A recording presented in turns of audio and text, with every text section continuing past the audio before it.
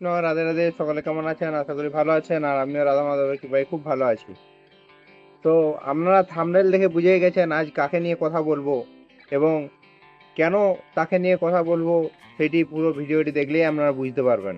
তো দয়া করে স্কিপ না করে সম্পূর্ণ ভিডিওটি দেখুন এবং কথাটা যে কতটা যুক্তিযুক্ত সেইটি আপনারা কমেন্টে জানান।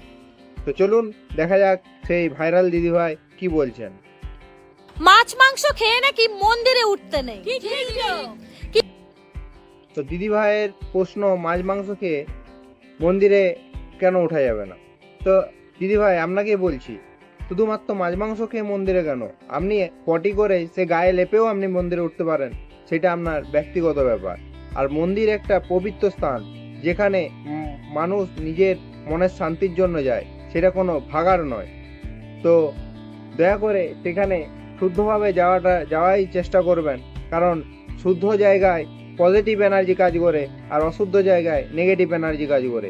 আপনি যদি মাছ মাংস খেয়ে যান, সেখানে আপনার শরীরের মধ্যে একটি হিট কাজ করবে, যা আপনাকে মনের শান্তি রাখতে দেবে না। আর যদি আপনি সাত্ত্বিক খাবার খেয়ে যান সে মন্দিরে, তাহলে সেখানে আপনি শান্ত মনে ভগবানের আরাধনা করতে পারবেন। তো এইটি হলো মন্দিরে সাত্ত্বিক খাবার খেয়ে যাওয়ার উপকারিতা। তো চলুন দিদি ভাইয়ের আরও মনে অনেক প্রশ্ন আছে, সেগুলি খণ্ডন করা যাক। দেখা যাক দিদি ভাইয়ের কথায় কতটা যুক্তি আছে আর কতগুলি অযুক্তি আছে। তো চলুন এবার কি প্রশ্ন আছে দেখা যাক। পুজোর জন্য মন্দিরে যাচ্ছিলাম, সেই মহাদেব কিন্তু বাঘের ছালের ওপর বসেছিল। আর যে মন্দিরে ঢাকটা বাজানো হয়, সেই ঢাকটাও কিন্তু কোনো না কোনো পশুর ছাল দিয়ে তৈরি। তাহলে কেন উঠতে নেই? তো দিদি ভাইয়ের আরো একটি প্রশ্ন, যে মন্দিরে, মহাদেবের মন্দিরে মহাদেব বাঘের ছালের উপরে বসে আছে।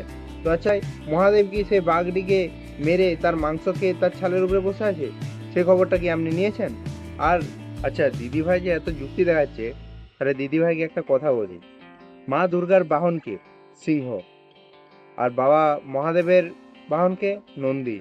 আর সিংহ যদি একটি নন্দীকে পায়, সে কি ছেড়ে দেবে? ছেড়ে দেবে না। আবার কার্তিকের বাহনকে ময়ূর, মহাদেবের গলায় কে আছে? সাপ। ময়ূর কি সাপকে পেলে ছেড়ে দেবে? দেবে না। আবার সেই সাপের খাদ্য হচ্ছে ইঁদুর, গণেশের বাহনকে ইঁদুর। তাহলে সেই সাপ কি ইঁদুরকে ছেড়ে দেবে পেলে? ছেড়ে দেবে না। আর সরস্বতীর বাহনকে হাঁস, আর মা দুর্গার বাহন সিংহ। তাহলে একটা সিংহ যদি একটা হাঁসকে পায়, তাহলে কি তাকে ছেড়ে দেবে? ছেড়ে দেবে না। কিন্তু মা দুর্গার যে মেড়, সে মেড়ে আমরা সবাইকেই একসাথে দেখতে পাই। তারা কিভাবে আছে বলুন? আমাকে এই যুক্তিটা আপনি আমাকে বুঝিয়ে দেন, তারা কিভাবে আছে? একে অপরের প্রতি হিংসা করাটা যে অপরাধ, সেইটাই তাদেরকে দেখে আমরা শিখতে পারি। এবং তারাও যে ভগবানের মায়েদের কাছে, ভগবানের কাছে আসে, সে সাত্ত্বিকভাবে আছে। তা তাদের মধ্যে সেই রাগ, সেই দেশ, সেই বিদ্বেষ কিছুই নেই। তারা শান্তিতে এবং সুখেই আছে। তো মনের মধ্যে যত সাত্ত্বিক খাবার আপনি খাবেন, মনের মধ্যে শান্তিই থাকবে, অশান্তির ভাবও মনের মধ্যে আসবে না। তা আশা করি বুঝতে পেরেছেন।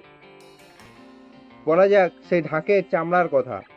সেই পশুগুলি মন্দিরে অবস্থান করেছে, সেই পশুগুলিরও ভাগ্য ভালো যে মৃত্যুর পরে তাদের চামড়াটা ভগবানের সেবায় আসছে।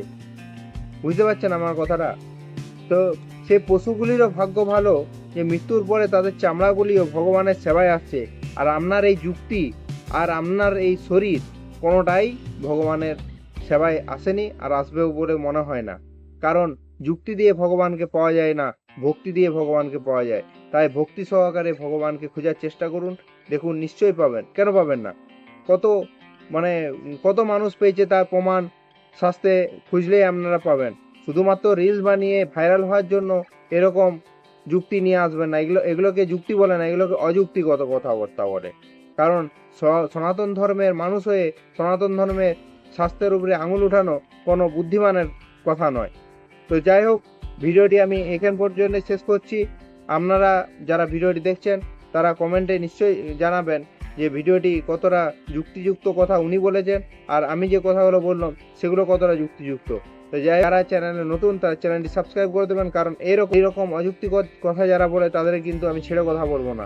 তো রাধে রাধে, সকালে ভালো থাকবেন এবং সুস্থ থাকবেন এবং ভক্তি সহকারে ভগবানের আরাধনা করুন, আপনারা নিশ্চয়ই সফল হবেন। রাধে রাধে।